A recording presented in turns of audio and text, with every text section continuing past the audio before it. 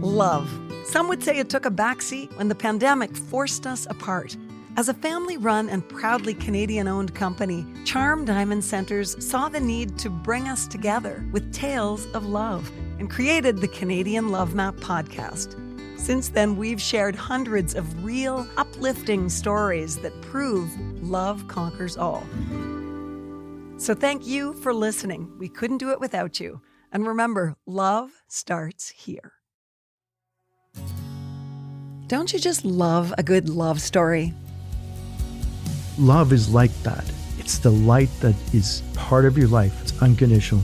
There's something there for all of us. There's hope that we can get through this and find some joy in our lives. He's always been the one. Self-love is a love story too. Those little sparks of joy are really important. Imagine someone making your biggest dream come true. It's important for people to understand that you're not alone. Well, we love to be part of a Canadian love story. The love story never ends.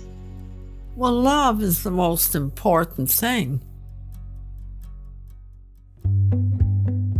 I really do feel like we were put on this planet as twins because I genuinely feel like we raised each other since then. I don't know if I would be where I am today without her, going through that and working through that at such a young age. Just so grateful that we had each other. Hi, I'm Nancy Regan. This week's love story belongs to Meagan and Marie, twin sisters who have faced the world together since they were born.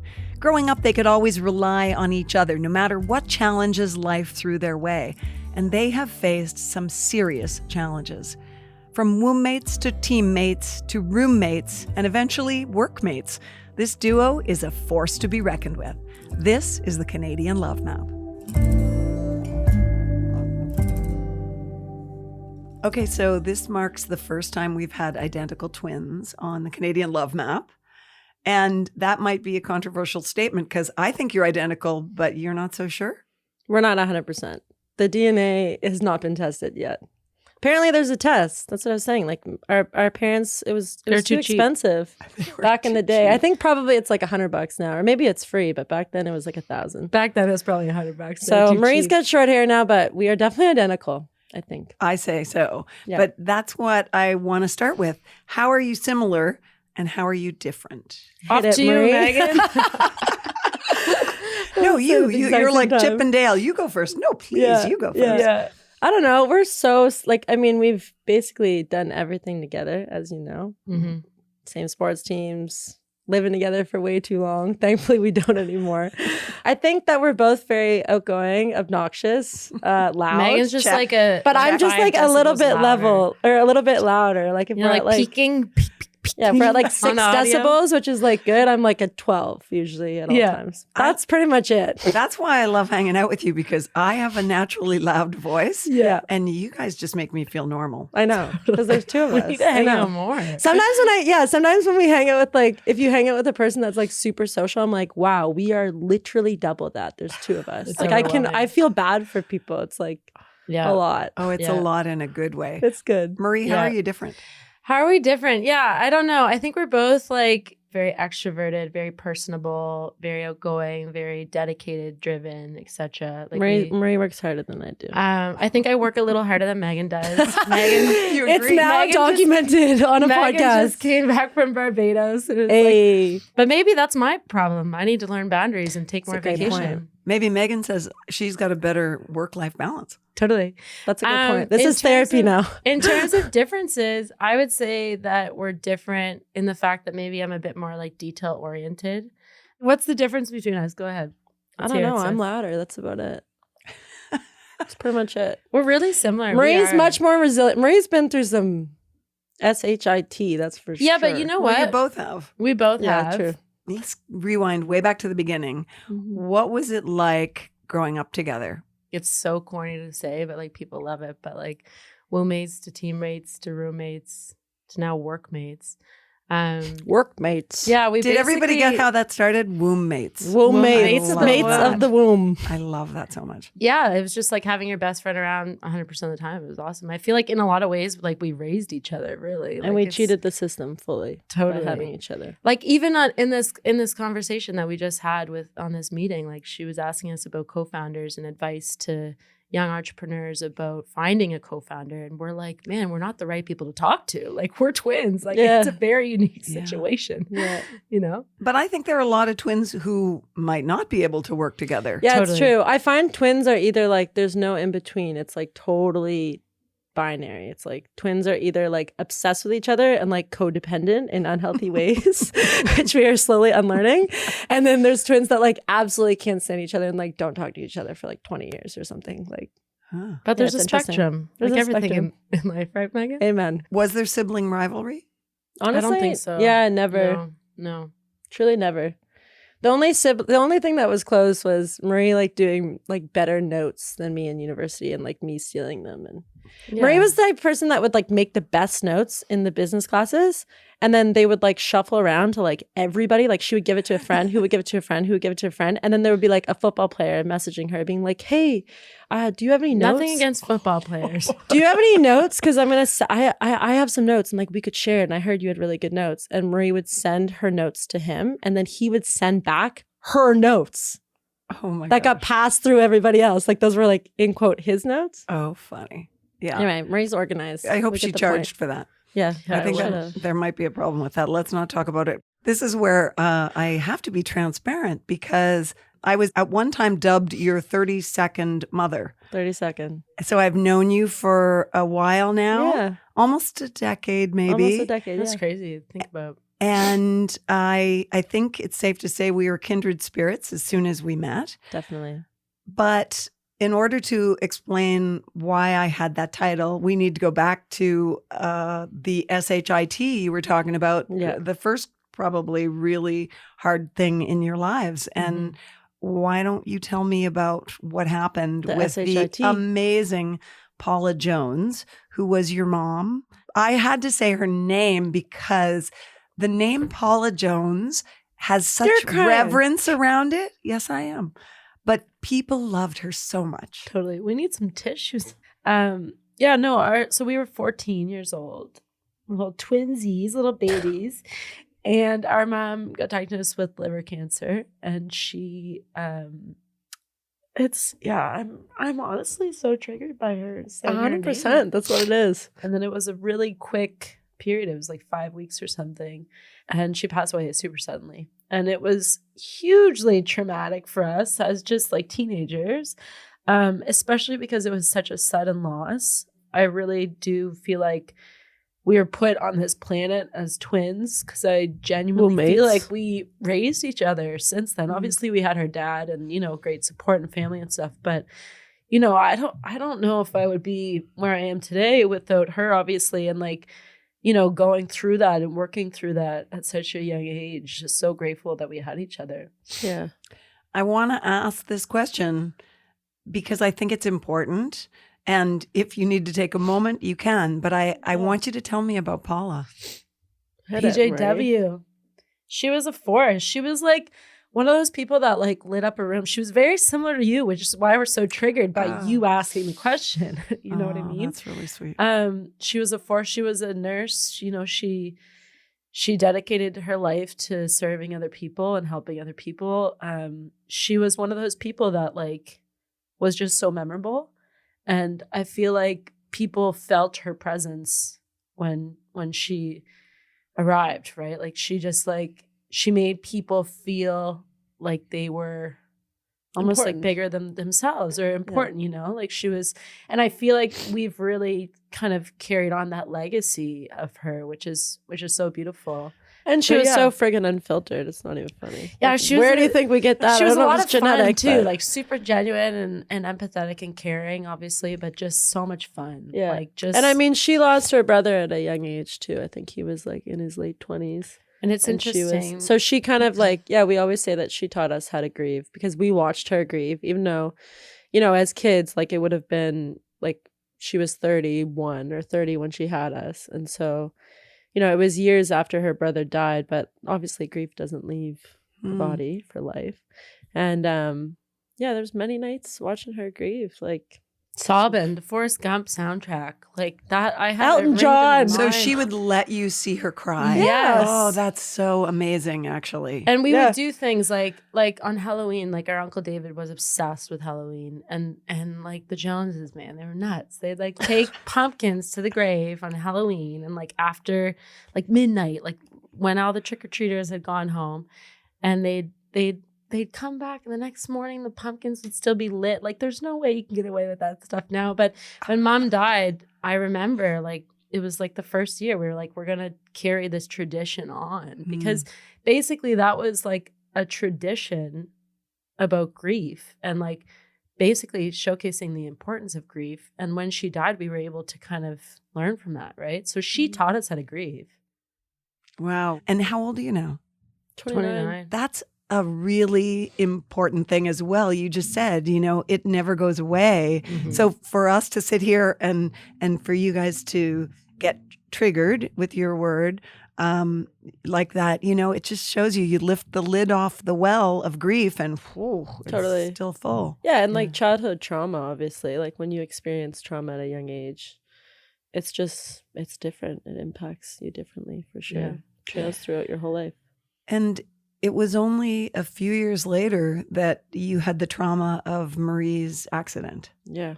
Meagan had the trauma of my accident. Yeah, because you didn't remember. Yeah, seriously. I was on too much morphine. Okay, you're going to have to tell us about that, because it was a big one. Do you want me to tell? No, I'm good. Like, long story short. I'm saying this is the best part of having a twin. It's like you just have like someone like just totally supporting. Well, I think it was 2016, so however many years. I'm like, what decade? What year are we in? I broke my neck. It's a long story. I essentially fell down a hill, and there was like a ledge at the end of the hill, and Humpty Dumpty, whatever it is. It's great that you're laughing. I was going to say, it's good that you can laugh about it now. Humor, eh? Oh, therapy helps for sure. Like therapy is the reason why I'm laughing right now. But I essentially broke my neck, and I fractured my C1, C2, C6, and C7. When you fracture your C1, it's basically like game over. Like, you know, you don't breathe after that. And luckily I did. And I walked away with no neurological damage. I was obviously, like, I fractured my neck. But weren't you a medical mystery at the time? Like doctors were mystified that you were able to walk away. 100%. So, it's called a Jefferson's fracture. So basically my C1, it, you know, if you Google it, it's not good. It's pretty stiff. It's like not good. It basically blew out, and in 4 spots it was disconnected. So I remember my doctor saying to me, like, and anytime I talk to any health professional about it, you know, physios, osteos, whoever that I see, like, they're like, you're a miracle. It's a miracle that you're alive, let alone not quadriplegic.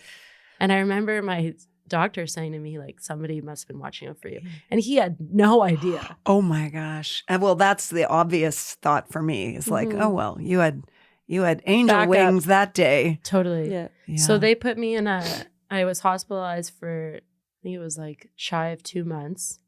And then I was in a halo, and that was horrific. And I was in that for 3 months. And then, I was in a neck brace for a month. And then I think it was like the week after I was running again. That's amazing. And you said, actually, Meagan should talk about it because she went through it. But it's true that Meagan, after having the trauma of losing your mom, you had the trauma of having to go through this. And it's, you know, it's one thing for it to be Marie in the first person, but for you to have almost worse. Oh my gosh. Seriously, she was, I blacked it out because I was on morphine. Honestly. I know, Maria's basically like no memories. There's a lot of experience. it. And probably like, I'm joking, like morphine, but also traumatic. No, like, yeah, for sure. Just like, no. Your brain just like completely erases does not memories. Compute. The hard drive is lost. I repeat, the hard drive is lost. Yeah, it was super traumatic for sure. It was hard to like watch her suffer. Oh, I can't even imagine. They say, and this is a cliche, but cliches are usually cliches because they're so true that people say them all the time. What doesn't kill you makes you stronger. How do you feel about that phrase? 100%. Yeah, totally. It's also interesting. Like there's like this glorification of resilience. There's a part of me that's like, when even in the beginning of this conversation, when Megan's like, Marie's more resilient, I'm like, I don't want to be labeled resilient. Yeah, anymore. Totally. I'm tired with being resilient. Yeah, no, 100%. I need to take a nap. But it's like it's true that like you learn and you grow. Like, of course you're more resilient from that experience. Totally. But I think leaning into like the more, I don't know, when people hear those stories, they're like, wow, it's such a positive thing. And then a lot of people aren't talking about how dark those days are and how dark it still is. And like, that's so important too. Instead of just like glorifying this like total positive resilience, like transformation out of it, which 100% needs to be applauded. But I think it's important to also like, you know, hone in on, how difficult those things can be. And I think everybody's heard this before, but like really going through it rather than around it, because it's like, unless you address that dark element of trauma, it's like it's gonna catch up with you. It's coming for you at some point. Yeah, totally. Yeah. I've had an interesting relationship myself with that phrase, what doesn't kill you makes you stronger, because at times in grief, I've felt like I'm strong enough. Like, that's enough. Let's coast from here on. And you guys should feel like, okay, you get to have an easy life from now on, right? Yeah, totally. Yeah. I mean, it's all relative. Like, we're still like, you know, living in Canada, privileged. Super privileged. And like to go through those experiences, obviously were like horrible and traumatic. But there was a really great quote or like book, I don't remember, Nancy? That it was talking. Yeah, it must have been Nancy's book. That I read and Meagan look it up. Wow, called out. Okay, everyone read Nancy's book. I'm gonna read it tonight. It's funny because you were talking about the darkness and the light, and that is actually a theme. I don't need to read it. Like, I have it. We just share brains, you and I. But yeah, I heard this thing like a couple of years ago. I don't know where I heard it. I should probably find it because I quote it all the time. But it was talking about how, like, obviously, it depends on the context of your life, where you're born. You know, we're very privileged to be in this country as like white women. But it was talking about how in every person's life, on average, obviously the context depends and it's all relative. But in every person's life, you go through 5 major transformations. And those happen and last for, on average, between 5 or like 2 to like 10 years or something like that. And then you start to realize that like, oh shit, like basically my whole life is a transformation. And so thinking about life in that way, instead of being like victimized, obviously it's like, yeah, it's awful that our mom died when we were 14. Like, I'm not saying that it's not awful. Like, it's just, it's horrible. And it's still, you know, every day it affects us, you know, and Marie's experience breaking her neck. But it's kind of like when you become less of a victim to those transformations, that's where the healing happens, I think. Yeah. And you realize it is one long growth process of learning and growing. Yeah. Yeah. Constantly. It's just problem solving. Our whole lives are just problem solving. You went into business together. Tell me how that started. Yeah, so let's get the spark notes. Yeah, oh my God. And it's not even that interesting of a story. I mean, maybe it is to some people, but... Okay, 20 seconds, go. Okay, so we, in high school, actually took a like film and television class or something and like absolutely loved being creative. And we were always like the, in quote, photographers in high school. And this is like, you know, before TikTok and Instagram and like when Facebook was becoming popular. And we were always the photographers, loved shooting photos. And then after mom passed away, our dad got a chunk from like her life insurance. I'm assuming that was what it was from. And so he was like, if you guys want to travel, 100%, your mom would love that. And so we somehow convinced all of our high school teachers and our principal that we should graduate high school early and then go travel and then come back for graduation. And they said yes. I have no idea why they said yes. We were like good students. I have no idea. I mean, they obviously knew like about our mom passing and stuff. Anyway, so we went to New Zealand. We were 18. We knew nothing. We didn't even know how to like cook pasta.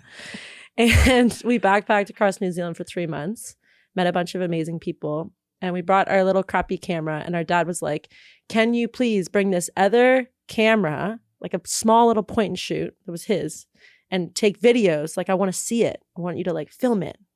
And we were like, no, Dad, it's such a bad idea. Like, take photos, whatever.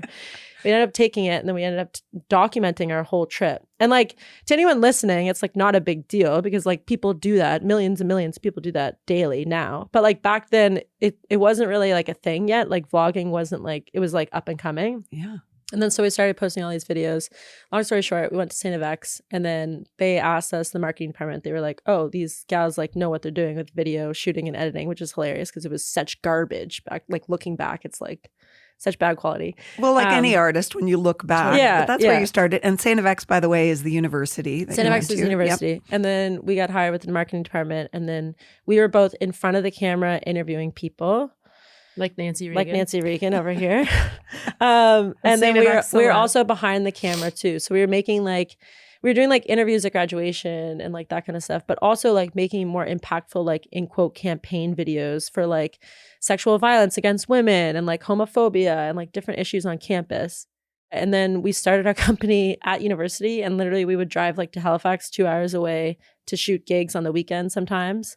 And then we just kind of blew it up from there. And before we graduated, we thought we'd have to pull up our big girl pants and move to Toronto and work at a marketing agency or whatever. And then we were just like, screw it. Like, we're just going to stay in Halifax and we're going to get really good at what we do. And we decided that we worked at another company that exposed us to more like social enterprises and social impactful businesses. And you were doing your thing on the side. On the side, yeah. Just like hustling like crazy. It was like nuts. Meetings like, at lunch. Meetings at lunch. Like we were working at another Friday company. And... Yeah, working at another company and then like doing shoots at like 5 p.m. till 9 and like doing meetings at lunch and like shooting events on the weekend. We were basically working like 70 hours a week.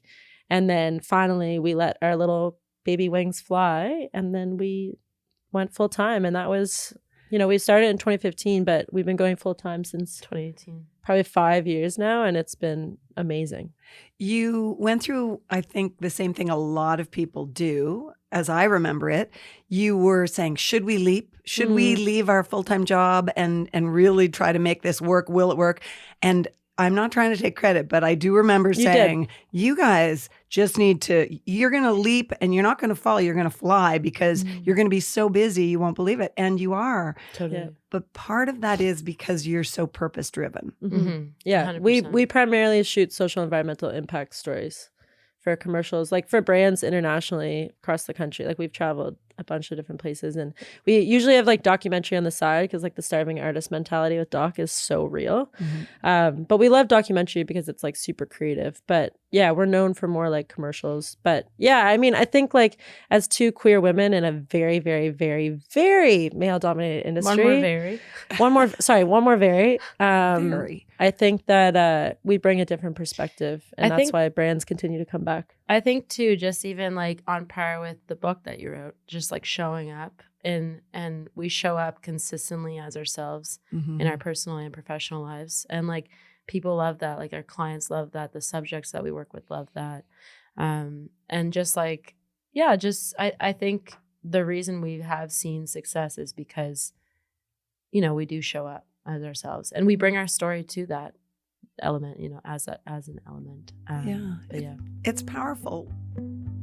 We couldn't share the great stories that we do here on the Canadian Love Map podcast without the amazing support of Charm Diamond Centers. They are Canada's largest family-owned jeweler, and they're proud to be putting love on the map. The folks at Charm Diamond Centers are thrilled to be a part of your love story. So visit charmdiamondcenters.com or one of your local stores. Love starts here. Let's talk about sexual identity. When did you... We're here and we're queer. Yeah. When did you each figure that out? Yeah. I came out first. I think I knew like since I was like, I remember like grade 7, like just like signs and having crushes on like student teachers. I mean, we've all been there. Do I want to be here or do I want to be with her? Yeah. I don't know. This is all very confusing. In university, I think it was really normalized at St. FX University that we went to, and there's a lot more queer people. So I felt comfortable, and then I finally I came out, and then it was like a few years later, I think that you came out. Yeah, I came out a couple of years after Marie, and I think it was difficult to come out because it was like, you know, we got to a point where it was like we were speaking with this a nonprofit called Get Real to schools, universities, and high schools and elementary schools about homophobia and transphobia and acceptance and love, etc. And Marie, it was like, Marie's the gay twin and Megan's the straight twin, and they're different, but they're similar, and you should accept everybody. And that was kind of the message. So it was like, I was secretly dating someone at that point that was a woman. So it was just like very difficult for me, you know? But yeah, ultimately, yeah, I mean, now we're both happily out and like with amazing partners, and women are the best. But yeah, we feel like queerness is a superpower, truly. It is. And I will say, like, you talk about leaning into the darkness, like internalized homophobia is for real. Oh my God, yeah. And like society does not, maybe today in today's world, but like we didn't see it anywhere. And like there was nobody, I remember the gay piano player at church growing up. That's hilarious. God love remember him. that. Yeah. You know, he was a role model. Yeah. So when you say internalized homophobia, do you mean that you felt a sense of not enoughness because you were different? Yeah, not accepting Quote unquote. I think there's a lot of shame, and then that actually projects into, no, that's not me. That's not normal. That's not whatever. So yeah, it's internalized homophobia. It's but thankfully thing. it's so different now. Yeah. Thankfully. But a lot of people are probably still walking around with that, people who, for whom life is not that different, you know? Yeah. We just surround ourselves with so many queer people. Yeah, we have an incredible community. Yeah, for sure. Can we talk about that word, queer? Queer. So queer. We're here. We're what's queer. I know. I love that you say it in the way you say it. And I've heard you many times use that description, but I have realized that I don't use it. Like, I don't feel I have license to use it. And part of the reason I'm uncomfortable with it, and I don't mean to be offensive to anyone, is that when I was a kid, queer meant odd or not normal. And you know, it was tossed around liberally to sort of bully people. Yeah. And I think in this world, we have such a focus on being normal and what's normal and what's not. It's this sense of duality, right? Right and wrong, gay and straight, da-da-da-da. And that's changing. Yep. But for me, I'm always thinking, well, I don't want to say queer because it has that attachment. And yet I love the way you say it. Can you tell me? So Nancy, you can say queer. You can say queer as much as you want. Our generation has truly reclaimed that word, and queerness is such an umbrella, like in terms of identity and like who you're attracted to. I mean, like there's a spectrum. I'm like, if you think about like levels of like 10 different things, we got sexual identity, what sex you're born with, gender expression, who you're attracted to. The list goes on and on and on. All of us, if you think about like a little volume toggle or something, we're all at different levels in all those different ways. You can't, in my opinion, the whole world is queer, truly. Like, yes, on a spectrum. Exactly. Everyone is on a spectrum. And like, people just want to make sense of things. So they put boxes on absolutely everything. It's leading with fear. I mean, we've talked about it so many times, but like people are just afraid of what they don't know. In general, like language is really important. Yeah, right? for And sure. like think about the amount of different words that are stigmatized that should not be stigmatized. Like the word crazy or psycho or whatever. It's like you're basically othering somebody, right? But like Meagan said, like I think queer is like people are really claiming that, proud of that. Like I am extremely proud to be queer. Like that's the word is like there's so much pride in that word. Yeah. And are you also proud to be role models? Because, you know, you talked about that organist or piano player at your church being the only person that you knew of who was gay. And so your business is purpose-driven, but just by leading your authentic lives and you know, following your heart, you guys are role models and you're living a purpose-driven life. Totally. I wish I could have listened to this podcast as like a completely removed kid years ago. And we speak to so many like schools and like not with Get Real anymore, but we speak to like so many different universities and elementary schools and junior highs and stuff about all of this whole all of it. Yeah. Nancy's crying. Nancy's crying. You just made me cry with that, because your reference to this conversation. And it's about breaking it open and being real and vulnerable and honest. And that helps people so much. Yeah. Totally. I will say too, just as like a little plug-in, like not a plug-in, but just something that's important. There's a lot of straight people that will come up to me and ask me questions about, well, can you explain this to me? And I don't really like, me, like I have a gay daughter, like, or I have a gay friend or whatever. It's just like, there is so many resources out there to educate yourself. Mm-hmm. It's not your job, right? Queer. It's not queer people's job to do so. That's the same for everything, right? Yeah. If people are willing to, that's amazing and great. But it's like, there's enough information out there online that like, it's like, do your homework. We all need to do our homework. We all have so much unlearning, relearning to do. Take responsibility for that. You know? It's interesting, like internal biases. I still try to get curious. Like I think encouraging people to get curious about your own dialogue in your brain. When you see people, whatever, like whoever they are, like what conversation are you having in your brain about people in front of you? What biases? Just be curious about it. Because that's how you unlearn. Yeah. And it's not just straight people, it's people within the queer community. Just because you're a lesbian or a gay man or whatever doesn't mean that you aren't transphobic. You know what I mean? Like there's we all have learning. Totally. Just because you're queer doesn't mean you're not racist. There's so much unlearning to do. Yeah. And I think just being open to it. Like our dad is such a freaking little sweet baby angel, Dougie Wuggy. I love him so much. He's the best. But he's like, he's an older white cis man, and he recognizes his privilege, and he says the wrong thing all the time. I mean, I say the wrong thing all the time too, but it's just like being willing and open to learning, right? If somebody comes back and is like, listen, like, why did you say that? Or listen, like, I don't think that's appropriate to say because X, Y, and Z. And he's like, he leans into it. And that's all what we need to do more is just lean into it. Just be willing, Not be defensive. Well, that goes back to, the sense that everyone in our world wants to be right. Yeah. They don't want to make a mistake. They don't want to be wrong. Yeah. And it's hard to lean in when I think of it like skiing. Like when I ski, I should lean forward. I know that, but sometimes I'm fearful and I lean back and that's going to make me fall. Yeah. And in life, if we lean back, we're really not doing ourselves a favor. Totally. That's why I lay on the ski hill anytime I go ski. So I'm raised at the chalet or whatever, drinking a beer instead. Yeah. You guys lean into life like few people I know. Tell me what you love about each other. Oh, this is sweet. You start, I'll cry again. What do you love about me? I could just sob and sob. Nice release. On the Love podcast about how much I love my twin. She's literally my best friend. She's literally my number one. We're very lucky to have each other. Holy crap. I literally don't know where I'd be without you. She's literally betters me every single day.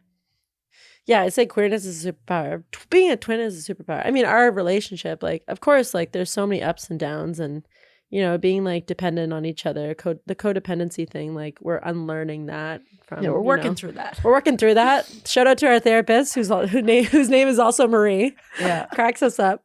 There's so many good things that have come out of being a twin, and this relationship is extremely unique. And I truly do feel like that, it was meant to be like us being twins and just like doing life together. It's so much more fun. It's just the best. It's the best. It's like constantly like you have a partner or you have a sister. It's like that they're gonna be there for you, but like this is like to a different level. Yeah. And like even just like being in business together and like when we're nervous for certain things, we like spoke at this panel for the government the other day and they wanted me just on it. And I was like, well, my business partner, like, can she just, and then it's just like this like safety blanket. You just know you're backed up no matter what.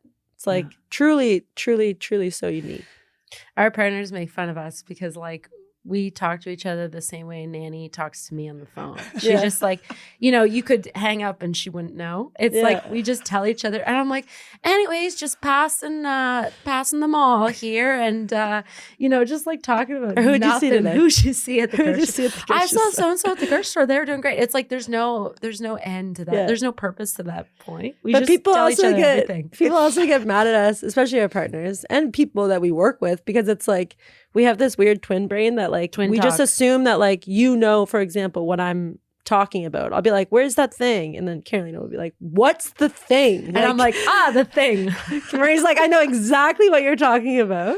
It's also so trippy. Like, sometimes we'll like sing the same chorus to a song in the same moment that like maybe played on the radio or something, or like whatever the day before, or like we will walk by something and I'll be triggered, like, you get triggered memories of like childhood or like whatever. And then I'll say it out loud and Marie's like, I was just thinking. Truth bumps. You know what? I see you like in the womb talking to each other. I'm sure you were talking to each other. Probably then. like the little fists in there too, maybe. I don't know. Yeah. Fisticuffs. So the one thing we haven't explained is why I have been dubbed your 32nd mother. Right. Yeah, we're looking for moms. Anyone out there? It's funny because it's like anytime Mother's Day rolls around, people are like, oh, it must be so hard for you, whatever. Of course it's hard, but there's also like a level of exhaustion because we have so many mothers. Like so many women have stepped up since mom died, like aunts or mom's friends or just like people we've met, like yourself. And it's actually exhausting. It's like a matter of like texting and calling like 30 women, you know what I mean? Yeah. Just there's like this maternal, like, there's like this maternal craving. And it's like, as soon as we like meet women that are like in their 50s or 60s, it's like we tell them that like, if we get into it, we tell them like about our mom passing or it'll get brought up or something. And then they like equally are so maternal. And then we just like have this bond. And yeah, you're the 32nd. Why is it 32nd? Because it's 32.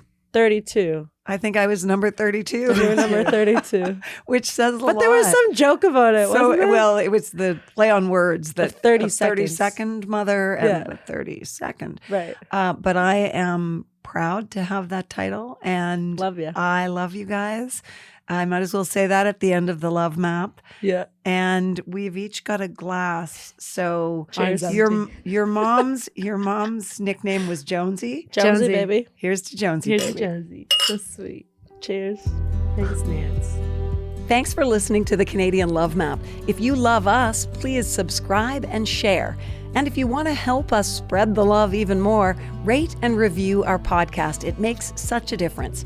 We'll be back next week with another love story to add to the map. This podcast is presented and made possible by Charm Diamond Centers. It's hosted by me, Nancy Reagan, and is produced and distributed by Podstarter.